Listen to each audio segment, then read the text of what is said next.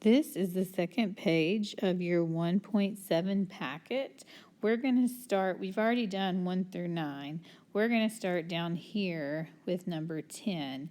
And today we're not really going to solve any problems.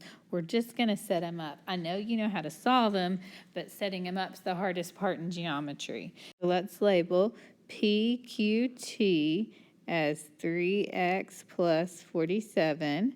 And I'm going to label SQR as 6x minus 25. Now I need to set up an equation if I was going to solve for x.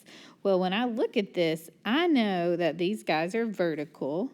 So that tells me that 3x plus 47 is going to equal 6x minus 25. All right, let's look at the next one. This tells me that these guys are a 90-degree angle. DCE is 7x plus 2. ECB is x plus 8. Well, I'm going to use my part plus a part equals a whole. So my first part is 7x plus 2 plus my second part is x plus 8. And my whole thing I know is 90 degrees. Then you could solve it. K and M is 8x minus 7 minus 5. Can't read. M and J is 4x minus 19. Okay, so now let's take these two, and I'm going to use that part plus a part equals a whole again. I can see that these guys are on a straight line. So 8x minus 5 plus 4x minus 19 equals, we know a straight line is 180 degrees. Flip over to the next page. All right, on this page, we need to label DEG as 5x minus 4, GEF is 7x minus 8, and DEH, oh, I don't care. Let's just label those two. How would I figure those two out? Well, I see they're on a straight line, so I know that a part plus a part equals the whole thing. A straight line is 180 degrees. R and S are complementary angles. So that means they add up to 90 degrees. So this is R and this is S. If that's the case, what's my equation? Well, angle R plus angle S equals 90 degrees. P and Q are supplementary. We know that means they add up to 180, so they're going to look like this. And I can say angle P plus angle Q equals 180. Angle 1 and angle 2 form a linear pair.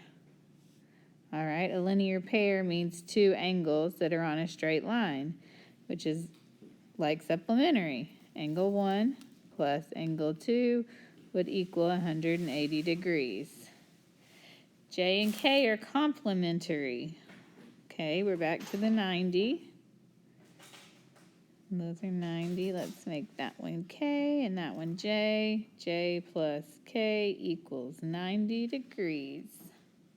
Number 18, UW bisects TUV. That tells me that this angle, oh Lord, I don't know what has happened.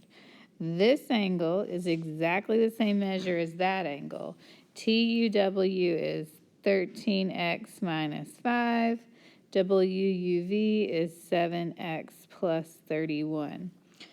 So the equation I set up, I don't know my whole. It doesn't tell me how much the measure is, but I know those are exactly the same. So I can say 13x minus 5 is equal to 7x plus 31. And then I could solve it.